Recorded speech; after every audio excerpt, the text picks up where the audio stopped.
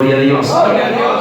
Entonces los profetas atravesaban muchas cosas y muchos de estos casos tenían que ver con el pueblo de Israel. Y el Señor, pues lamentándose, dice que Él quería que, al igual que las gallinas abrazaba a sus polluelos, ellos fuesen abrazados por parte del Dios del cielo. Pero el Señor le dice: he aquí vuestra casa os es dejada desierta, porque os digo que desde ahora no me veréis hasta que digáis: bendito el que viene en el nombre del Señor. Aquí hay una declaración de su ascensión, de su regreso al cielo, pero también de su segunda venida o retorno, donde Israel habrá de reconocer al Mesías que había quitado la vida. Y dice que llorarán, dice Zacarías y Oseas, y van a reconocer que Jesús es el ungido enviado de Dios a la tierra. ¿Cuánto dice gloria a Dios? Gloria a Dios. Verso 1 y verso 2 de Mateo 24. Sigue el contexto de Israel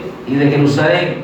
Cuando Jesús salió del templo y se acercaron sus discípulos para mostrarle los edificios del templo. Aquí quiero hacer una parada especial.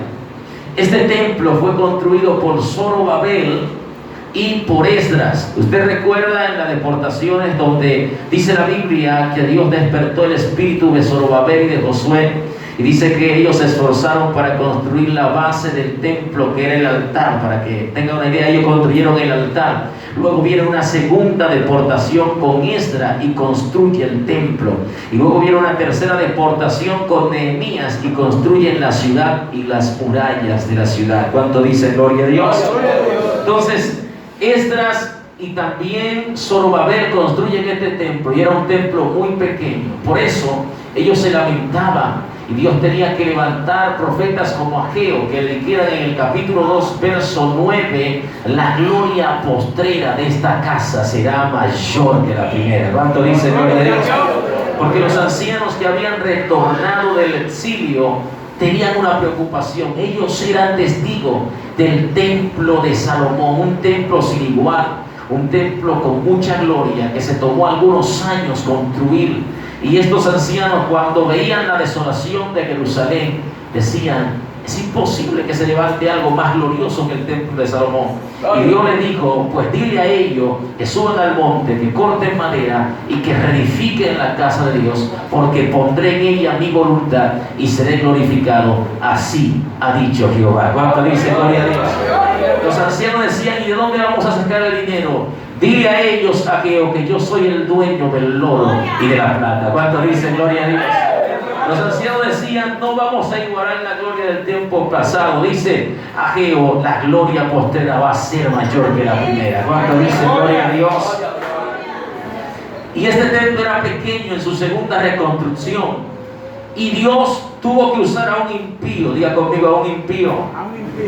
Se levanta un hombre llamado Herodes el Grande. Herodes el Grande fue el fundador de su propia dinastía. Después de él vino Herodes Filipos, el que le cortó la cabeza a Juan. Después de este vino Herodes Agripas I, el que le cortó la cabeza a Jacobo en Hechos capítulo 12, y el que apresó a Pedro y lo puso con 16 guardias, siendo custodiado en la cárcel, intentando matarlo, mas siendo frustrado por un ángel enviado del cielo. ¿Cuánto dice gloria a Dios?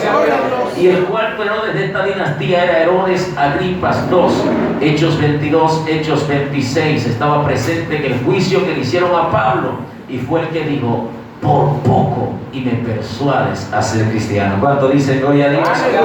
Pero este Herodes el Grande, para ganarse el favor de Israel, ¿sabe qué hizo? Expandió el templo, y lo expandió a más de 500 yardas. Dígase que este templo era una monstruosidad, una inmensidad, algo grande. Pero más allá de ahí, dice la historia que este hombre le puso láminas de oro a las paredes del templo, y también la cobijaron con mármol blanco como la nieve. Cuando el sol le daba al templo, eso provocaba un resplandor y una brillantez increíble. Y a eso era que le llamaban gloria del templo. Cuando la gente de lejos miraba el templo blanco, lo veía y parecía nieve. Y la gente decía: ¡qué gloria tiene ese templo! Y Jesús le dice: ¿veis todo esto? Ni siquiera le llama templo, sino que dice esto, no dándole importancia porque iba a ser derribado. Dice: ¿veis todo esto? De cierto os digo que no quedará aquí piedra sobre piedra que no sea derribada. Jesús está hablando de qué? ¿De qué está hablando Jesús? ¿Y a quién le está hablando Jesús? No le escucho. ¿A quién? Le está hablando a los israelitas y le está hablando acerca del templo también. Y esa profecía se cumplió. Diga conmigo: se cumplió esa profecía.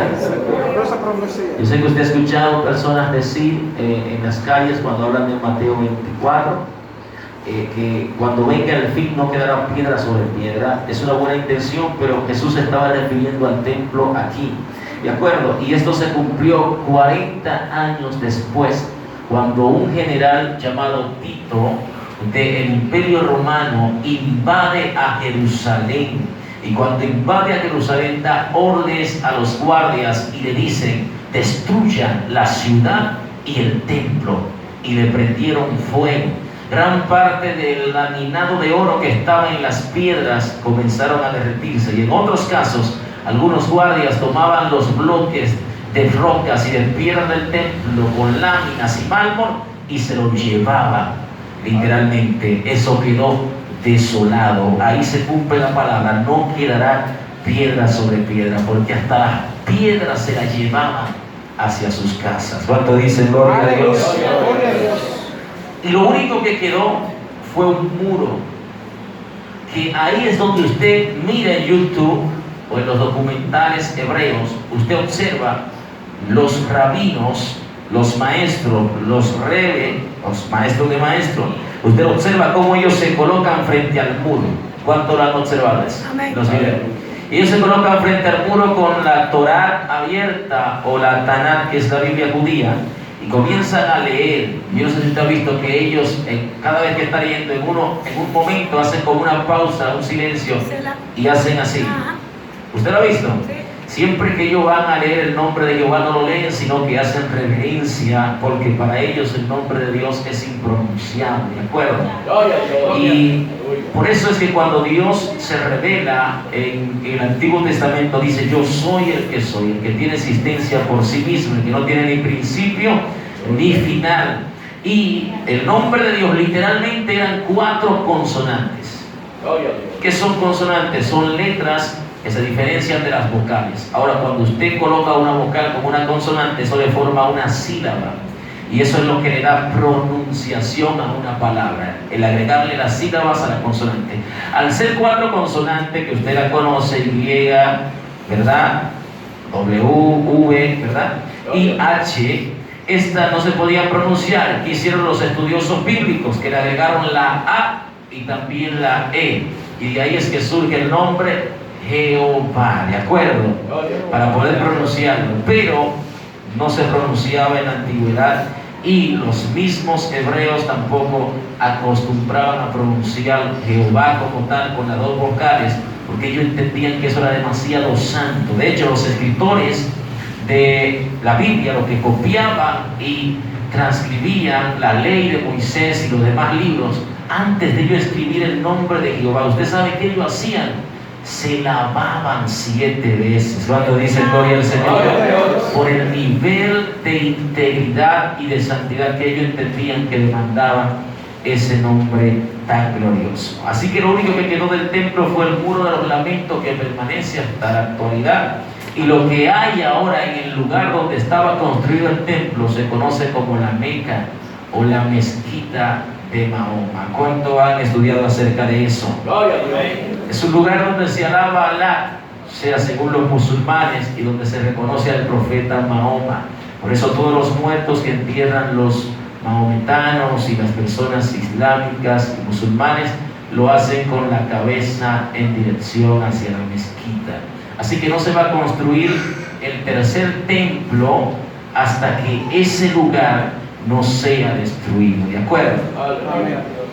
Pero no le voy a hablar del tercer templo ahora, vamos a proseguir aquí. Estamos en Israel y en la destrucción del templo, se cumplió.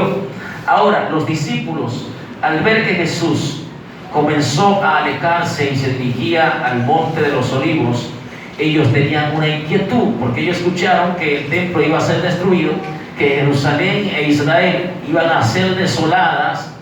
Entonces ellos tenían una inquietud. ¿Cuál fue la inquietud? El verso 3. ¿Cuándo serán estas cosas? ¿Cuáles cosas? Destrucción del templo. ¿De acuerdo? ¿Cuáles cosas? Asolamiento de Israel.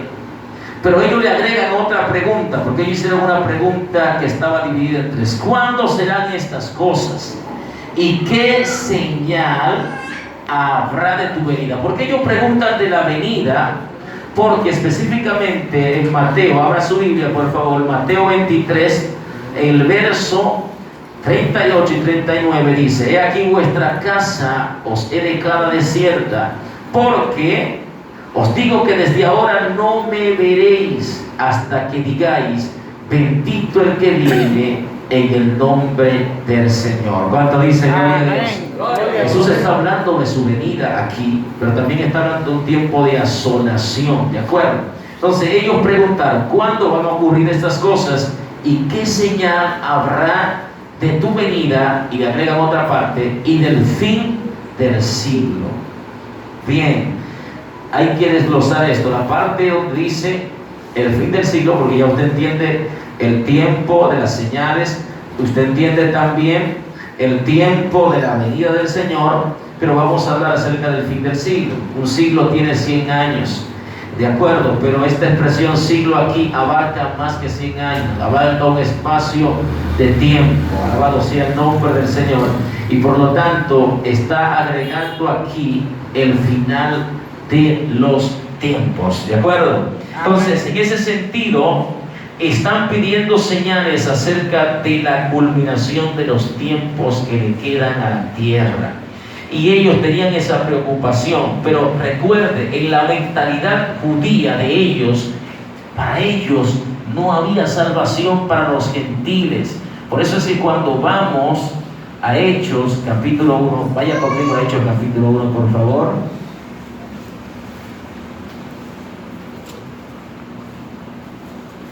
Vamos a ver en Hechos capítulo 1. Y yo quiero que alguien me lea el verso 6, por favor. Esto es interactivo, usted va a participar. Alguien me lea el versículo 6, por favor. El ministro aquí delante. Adelante. Amén. Dice aquí la palabra de Dios, en el nombre del Padre, del Espíritu Santo. Amén. Entonces los que se habían reunido les preguntaron diciendo: Señor, restauranos. Restaurarás el reino a Israel en este tiempo. Bien, ¿quién me lee el verso 7? ¿Alguien más que me lea el verso 7, por favor? Amén. Decimos: no os toca a vosotros saber los tiempos o las razones que el Padre puso en su sola potestad. Amén. Gloria al Señor Jesús. Aquí vemos otra preocupación de los discípulos. ¿Cuál era? El reino de Israel. ¿Por qué ellos dicen restaurarás el reino de Israel en este tiempo? Porque ellos no esperaban a un Mesías espiritual. Ellos esperaban a un caudillo político, alguien que viniera con poder militar a rebelarse contra el imperio romano y quitar el yugo de esclavitud del pueblo.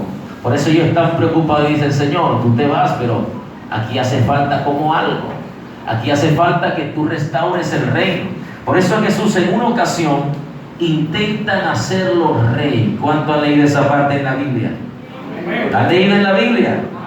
Lo intentan hacer rey. ¿Y qué pasó? ¿Qué hizo Jesús? ¿Quién me puede decir qué hizo Jesús cuando lo intentaron hacer rey? Vamos a ver, ¿quién se acuerda así, aunque sea escasa, allá atrás? Escapó de ellos. Muy bien, aleluya. Jesús huyó de ellos. Y Jesús dijo: mi reino no es de este mundo. ¿Cuánto dicen gloria al Señor? Gloria a Dios. ¿Por qué querían hacerlo rey? Porque la gente estaba viendo la fama y la popularidad de Jesús, y la gente entendía que este hombre tenía señales, evidencias de un enviado de Dios. Juan 3, llega Nicodemo de noche y le dice: Señor, sabemos, él habla en plural, sabemos, o sea, más de uno, nosotros sabemos que tú has venido de Dios, porque nadie puede hacer estas cosas que tú haces si no fuera enviado de Dios. ¿Cuánto dice gloria a Dios? Ellos están reconociendo a Jesús, y la multitud quería hacerlo rey porque veía un potencial caudillo, no un líder espiritual que venía a redimirlo del pecado, sino alguien que venía a redimirlo del poder de opresión romana. Aleluya.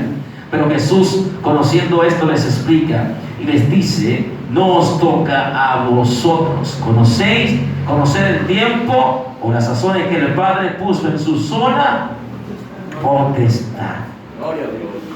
Y algo llama mi atención, Hechos capítulo 10, para que usted entienda, los discípulos no comprendían nada acerca de lo que era el reino de Dios todavía. Hechos capítulo 10, usted se acuerda de la visión que tuvo Pedro del lienzo donde desciende la bandeja con diferentes animales en representación simbólica de los gentiles, y Pedro dice: nunca ha entrado cosa inmunda en mi boca. ¿Y qué le dijo el Señor? Lo que yo santifiqué, no lo llame tu inmundo. Porque Pedro creía que la salvación solo era de ellos, y Dios lo estaba enviando donde un romano, donde un gentil que era temeroso de Dios, que daba limosna, y que la limosna llegaba a la presencia de Dios. Y Dios le está diciendo a Pedro: ve, porque yo me le revelé a él. ¿Cuánto dice gloria a Dios? Entonces Pedro no entendía eso. ¿Cómo que tú te le revelaste? Y Pedro tuvo que pedir confirmación, y todavía viene el mensajero de Cornelio y él no entiende nada. Y todavía él llega donde Cornelio y ora, y el Espíritu Santo lo bautiza. Y después que el Espíritu Santo lo bautiza, es que Pedro dice: ahora comprendo que Dios no hace acepción de personas. ¿Cuánto dice gloria a Dios? ¿Qué significa eso? Eso significa que los discípulos no tenían previsto a los gentiles en el plan de salvación. ¿De acuerdo? Todo lo que usted lee en la Biblia que los discípulos le abordan a Jesús en los evangelios, es los discípulos haciendo alusión a su nación de Israel. Pero el Señor enfoca la pregunta correctamente, y Él comienza a explicarle cada detalle. Y vemos, por ejemplo, que ya en el verso 4 el Señor comienza a responder. Y la primera etapa de Mateo 24 está comprendida desde el versículo 4 hasta el versículo 8. Yo quiero que alguien me lea esos versículos, por favor. ¿Algún pariente que se anima? Allá atrás, ministro. Bien, respondiendo a Jesús les dijo: mirad que nadie os engañe, porque vendrán muchos en mi nombre, diciendo: yo soy el Cristo, y a muchos engañará. Y oiréis de guerra y rumores de guerra. Mirad que no os turbéis, porque es necesario que todo esto acontezca, pero aún no es el fin. Porque se levantará nación contra nación y reino contra reino, y habrá peste y hambre y terremotos en diferentes lugares, y todo esto será principio de dolor. Amén. A esta primera etapa se le conoce principios de dolores. Quiero hacer también una aportación importante: es que Mateo 24 es un pasaje con múltiples cumplimientos, no abarca un solo tema, ¿de acuerdo? Lo vamos a ir viendo paso a paso. Mateo 24 cubre parte del cumplimiento de la destrucción del templo de Jerusalén, también cubre parte de la época en la que nosotros estamos viviendo de manera parcial, y también cubre de manera plena todo lo que se va a manifestar en la gran tribulación. ¿Cuánto dice gloria al Señor? Gloria a Dios. Bien, entonces en esta primera parte, que se conocen como principios, de dolores, vemos que algunas de las señales que se están vislumbrando aquí en este apartado es que se levantarán falsos Cristos. Por eso la alerta del Señor es: mirad que nadie os engañe. Alabado sea el nombre del Señor. Se van a levantar personas suplantando la identidad de Jesús y diciendo: yo soy el Cristo. Eso aconteció en el proceso de tiempo de los 40 años restantes para el cumplimiento de la destrucción del templo, pero eso también está aconteciendo en nuestro tiempo, siglo XXI. Yo no sé si usted ha visto noticias cómo hay personas que se han levantado diciendo que ellos son el Cristo. Usted lo ha visto, yo lo he visto. Por ejemplo, en Colombia se levantó un señor diciendo que él era Jesucristo hombre, y un montón de personas comenzó a seguirlo y comenzó, aleluya, a decir que él era el Salvador, que él era el Redentor. Por mi casa, por ejemplo, un señor era cuerdo, todo estaba normal, de repente él comienza a vestir medio extraño, con saco, parecía una especie de Juan el Bautista, hermano, y con un megáfono al hombro, y comenzaba a predicar sus propias enseñanzas dogmáticas por las calles. Predicaba en bermuda, a veces sin camisa, y él decía que él era Jesucristo. Aleluya. También se han levantado falsos mesías en todo el oriente. No hace mucho tiempo se levantó un señor llamado Abraham ben David, o sea, Abraham hijo de David. Ben significa hijo de Ben David, y este señor causó revuelo en toda la noticia en medio de la pandemia. Yo no sé cuántos llegaron a ver a este individuo. Entonces, este señor es un joven que tiene mucho conocimiento acerca de la Torá judía y de la Biblia hebrea, y los grupos ortodoxos en Israel que profesan el judaísmo lo están promoviendo como un futuro Mesías. Aleluya. Porque para esa gente, ellos entienden que el Cristo que vino hace 2000 años no es el Mesías, pero para la iglesia Cristo es el Mesías. Dice gloria a Dios. Gloria a Dios. Entonces ellos tienen sus propios Mesías, ellos tienen sus propias figuras que ellos están proponiendo como los posibles redentores de la humanidad. Alabado sea el nombre del Señor. Entonces le pregunto yo a usted: ¿se está cumpliendo eso, que se levantarán falsos Cristos, falsos Mesías, sí o no? Amén. Se está cumpliendo. ¿Y cuál es la alerta del Señor? Miren que nadie... Aleluya. ¿Cuánto le dan un aplauso al Señor en esta hora? Gloria a Dios. Y vamos a ver también cómo en la gran tribulación se van a levantar especies de falsos Cristos. Y quiero que alguien abra su Biblia, por favor, y que busque Apocalipsis capítulo 6, verso 1 y 2. Usted verá allí que se desata un sello y que aparece una especie de jinete. Un jinete que estaba montando un caballo blanco con un arco vacío en sus manos, y que sale venciendo y para vencer. Gloria al Señor Jesús. Y quisiera que alguien por favor esté leyendo ese versículo. ¿Sí? ¿Lo tiene ya? Adelante. Después de Cordero abrió uno de los sellos y oí uno de los... Más alto, líder. Después de Cordero abrió uno de los sellos y oí uno de los 4 seres vivientes decir, como con voz de trueno: ven y mira. Y miré aquí un caballo blanco, y el que lo montaba tenía un arco, y le fue dado una corona, y salió venciendo y para vencer. Muy bien. Entonces aquí vemos que este individuo estaba en un caballo blanco representando una falsa paz.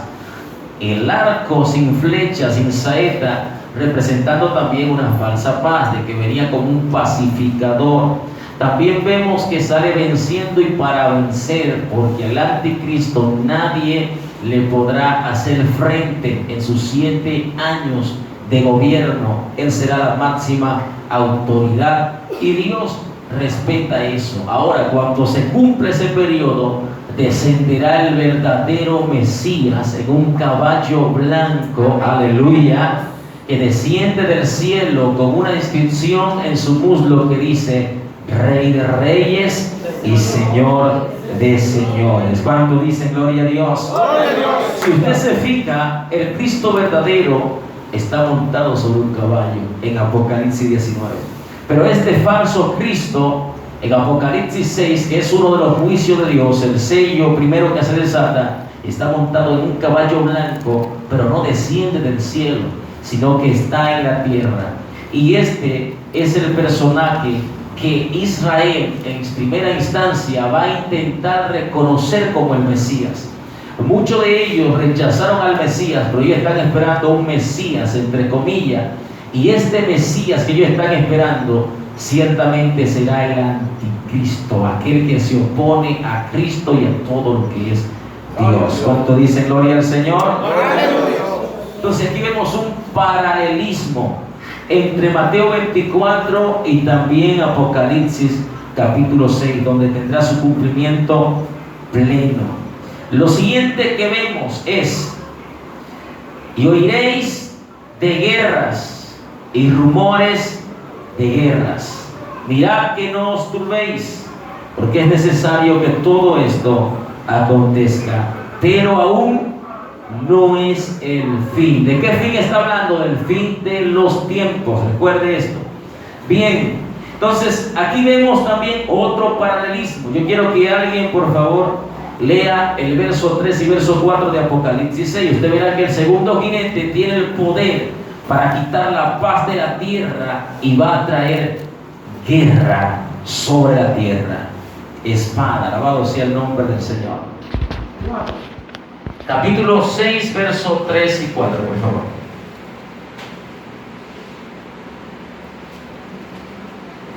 Sí, adelante. Y cuando vio el segundo sello, oí el segundo ser viviente que decía: ven y mira.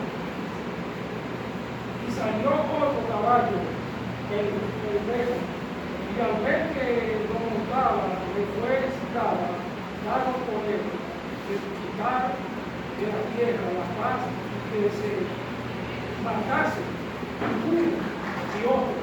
Se le dio una gran espada. Y cuando abrió el tercer sello, al oír el tercer ser viviente, decía: ven y mira. Y miré aquí un caballo negro. Está bien hasta ahí, sí. Muy bien, entonces vemos aquí que el segundo sello es un líder militar con autoridad para quitar la paz de la tierra, y el caballo que montaba era bermejo, dígase rojo, representando el color de la sangre y significando guerra. O sea que este líder va a comenzar una serie de guerras, y lo que se conoce rumores de guerra en esa etapa de ese segundo sello, donde muchas personas van a perder la vida en medio de ese tipo de guerra. Pero vemos también que esos rumores de guerra y esas guerras se cumplieron también en los 70 años del primer siglo, se están cumpliendo en nuestro tiempo. De hecho, en la actualidad tenemos una guerra. ¿Cuál es esa guerra que existe en la actualidad? ¿Quién lo dice? Vamos a ver si es verdad que están actualizados con las informaciones. Que hay gente que no ve noticias, no tiene que ver noticias, hermano. Rusia y Ucrania.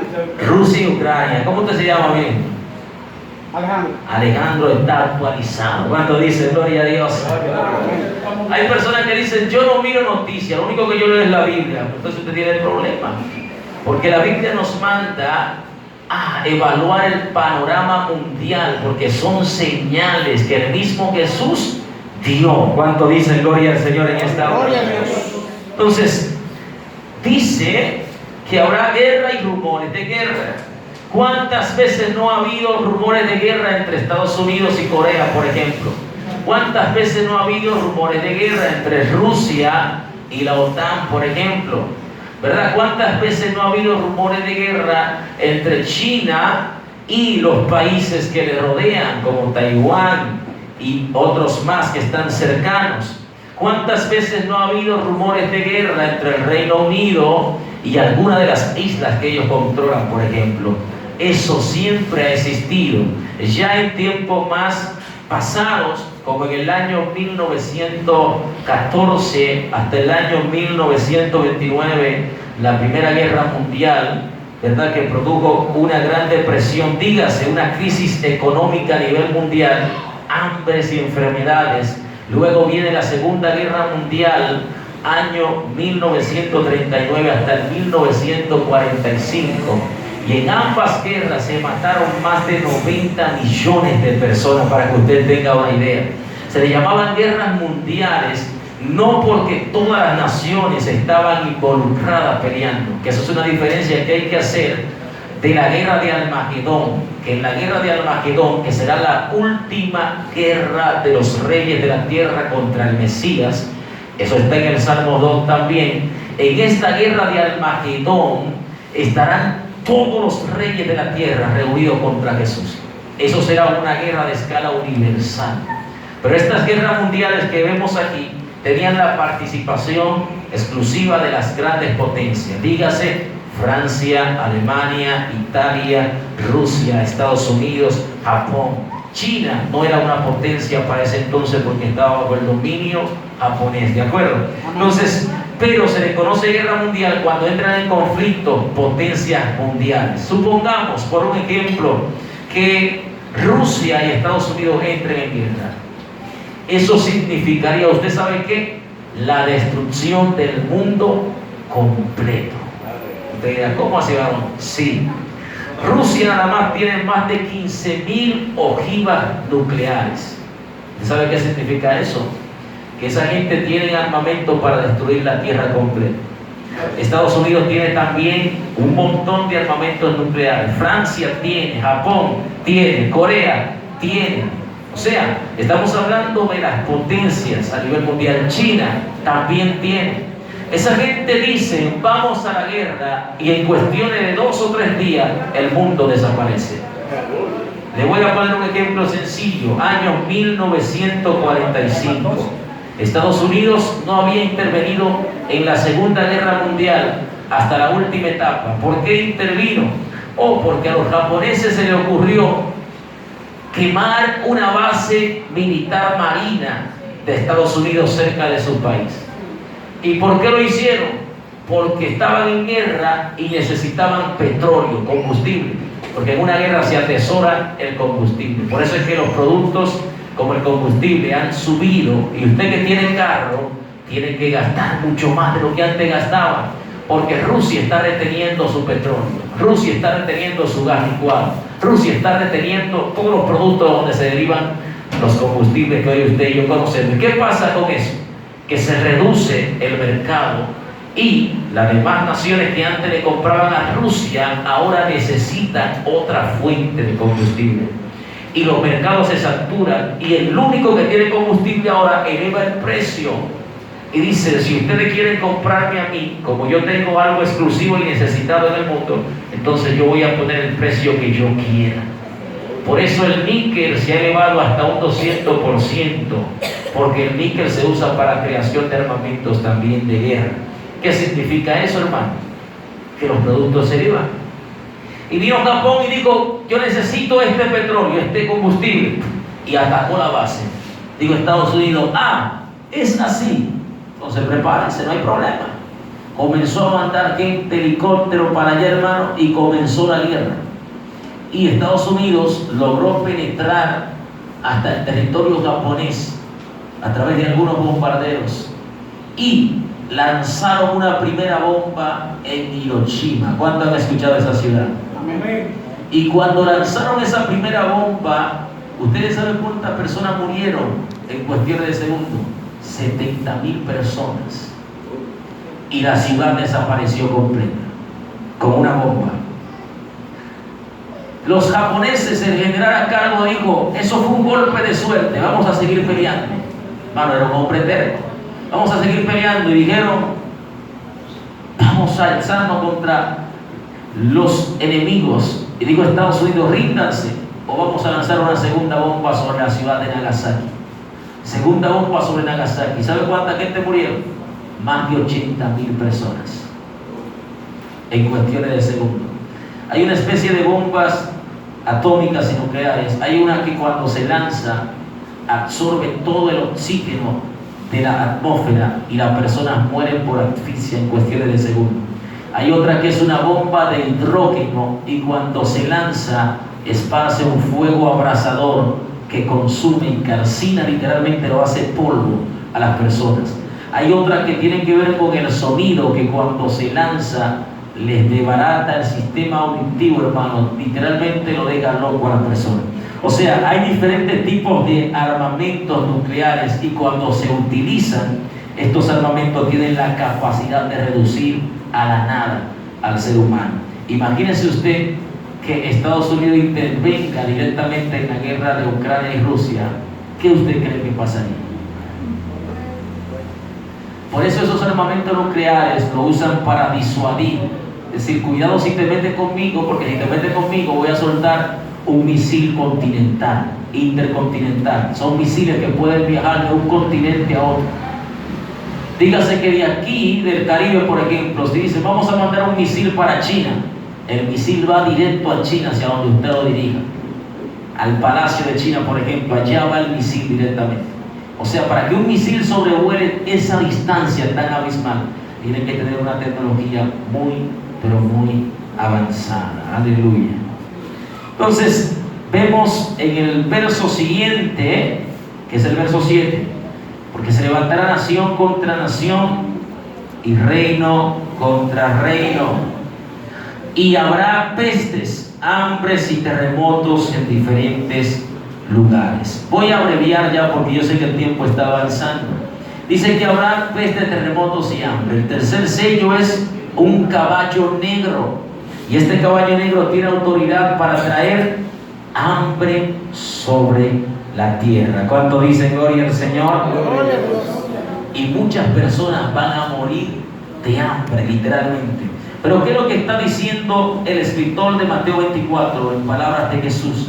Habrá hambres, pestilencia en todo lugar. ¿Y qué es lo que está diciendo Apocalipsis con el tercer sello? El jinete negro va a provocar una hambruna tan fuerte que matará a una gran parte de la población. Vemos también que no solo en ese tiempo, sino en nuestro tiempo, en África, en la India, están muriendo personas de hambre. Esa comida que usted bota en su casa da para alimentar a un montón de familias en África. ¿Usted sabía eso? Hay restaurantes que ellos, lo que sobra, ellos lo botan. Eso es un protocolo de ellos.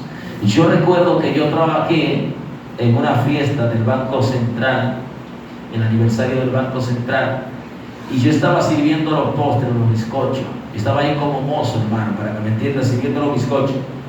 Y yo veía que había un montón de bandejas de comida, moro de todo tipo, chefilí de cerdo, etcétera, etcétera. Y yo veía que cuando ya terminó todo, que quedaron un montón de bandejas llenas de arroz, de cerdo, de todo. ¿Ustedes saben qué hacen esa gente, hermano? ¿Usted cree que usted se lo va a llevar eso para su casa? ¿Ustedes saben qué hacían esos ladrones? Lo botaban. Literal. Y eso estaba bueno, eso no estaba dañado, estaba bueno. Era parte de lo que se estaba sirviendo y lo botaban. La mujer decía, cuidado el que se lleve algo para su casa. Y eso es lo que hacen los restaurantes. Ahora, con esa comida, hermanos, se alimentan un montón de gente allá en la India y en el Oriente. A veces el que tiene las cosas no la valora como debería valorarla. A veces usted dice, cuando su mamá le hace unos guineitos con huevo hervido, usted dice, el Señor reprenda al diablo. Bueno, a los que no les gusta mucho esa comida, ¿verdad? Usted dice, el Señor reprenda. O si le hacen unos molondrones servidos, usted dice, pero qué malicia. Hermano, mire, antes yo decía que para usted comerse el molondrón usted tiene que estar en el espíritu. Qué terrible. Pero ¿sabe qué? Después aprendí a comerlo, porque es que hay personas que no saben prepararlo. Entonces, cuando hay hambre, usted se come lo primero que aparece. Usted se olvida de maña, usted se olvida de delicadeza, usted aprovecha todo. Usted hace como hizo un primo mío, que cuando salió de un ayuno de 5 días no encontraba qué comer, y lo que vio fue un caldero con y frito y se lo comió. Hermano, usted sin comer nada, usted tiene que beber cosas suaves para suavizar la garganta. Y usted sabe lo que usted comer con, eso que le aruña la garganta así. Eso se lo bebía él. O sea, el hambre hace cosas. ¿Qué es lo que dice la gente, hermano? Que el hambre, ¿qué es lo que hace? Cara de hereje, hermano. Usted puede durar 7 días sin comer lo que ayuna. Y usted cree que se está muriendo. Y cuando usted prueba el primer bocado, usted dice, por el hambre, Dios mío. Se le va el hambre. Y usted dice, por esto era que yo me estaba muriendo. Por eso mismo era que usted estaba muriendo. Entonces, hermano, no hay nada más terrible que atravesar un proceso de hambre. Y por el hambre mucha gente va a blasfemar contra Dios. ¿Sabe? La gente va a negar a Dios y va a decir, ¿qué es lo que estamos pasando? Y usted sabe que en la actualidad hay gente que maldice a Dios por el hambre que está pasando. Yo no sé si usted ha pasado hambre. Yo por lo menos he pasado hambre en mi vida. Yo no sé usted. Pero yo he tenido días donde hay escasez en la casa. Que lo viejo, yo desde que tengo 15 años, yo soy el que tengo que aportar para la casa. Tengo que aportar, hermano, si no, no como. A su nombre. Siempre he trabajado. Y yo he sabido lo que es durar una noche sin comer. Cuando usted tenga ayuno, su mente está programada y usted no se turba. Pero cuando usted tiene que acostarse sin comer, hermano, las lágrimas se le salen. ¿Por no hay? ¿Qué no hay? De impotencia la lágrima se le sale. Y si eso es uno que está soltero y sin hijo, ¿quién serán los padres?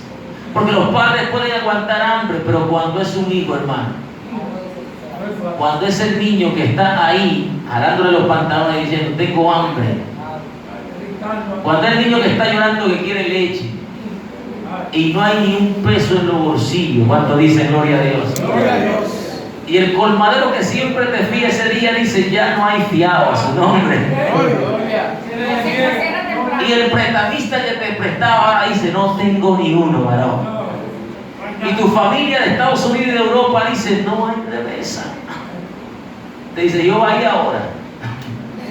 Solo te tengo a ti, Señor, a un milagro. Y si Dios no quiere hacer el milagro, ¿qué fue lo que dijo Sadrach, Mesach y Abednego? Si Él nos libra, le vamos a adorar a Él. Y si Él no nos libra, también. Usted sabe que muchas veces Dios no nos va a librar. Dios no libró a Jesús de la cruz. Dios no libró a Pedro de ser crucificado boca abajo. Dios no libró a Pablo de que le cortaran la cabeza. Dios no libró a Jacobo de que le cortaran la cabeza. Dios no libró a Juan el Bautista de que le cortaran la cabeza. Dios no libró a Pablo de que lo arrastraran más de 5 veces y que lo apedrearan y que lo azotaran. A veces Dios no nos va a librar, hermano. Y eso no significa que Dios no lo escuche.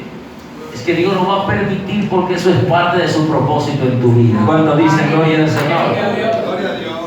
Pero si pasas hambre, nunca maldigas el nombre del Señor. Mantente dándole gracia y gloria. ¿Cuánto dicen gloria a Dios? Pero esta hambre que uno pasa ahora, eso no es nada en comparación con lo que va a suceder en aquel tiempo. Porque el producto del mercado se va a elevar. La harina, el trigo, que son alimentos básicos, la canasta familiar estará en precios que la gente no podrá comprar. De hecho, en la actualidad ya estamos viviendo momentos así, por ejemplo, en un cumplimiento parcial. Ya vemos que producto de la guerra, los precios de los productos están hasta el tope. Ahora cualquier casita, en cualquier lugar le cuesta millones. Imagínense en la avenida principal, 12 millones, 20 millones, 30 millones. Y ya la gente que antes pensaba en construir una casa, ahora lo piensa mucho para hacerlo. ¿Por qué? Porque quizás usted vive en una casa que paga 5,000 y usted le suma eso, que usted tiene también que hacer una compra de más de 5,000. Yo quisiera que alguien me levante la mano, una familia de 4, ¿hay que familia de 4 personas, de 5? O de 2 personas, o de 3. Levánteme la mano, esos padres de familia, por favor. ¿Usted cuántos hijos tiene?